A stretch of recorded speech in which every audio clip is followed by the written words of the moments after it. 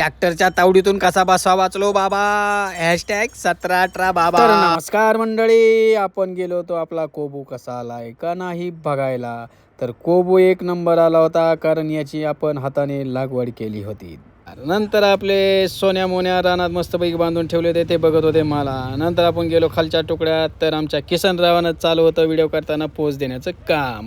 हे बघा आमचं टमाटर हे एक नंबर आलंय बरं का, कारण आपण स्वतः लावलं होतं. या टमाट्यासाठी मी आदेशराव आणि ओमरावांनी खूप मेहनत घेतली होती बरं का.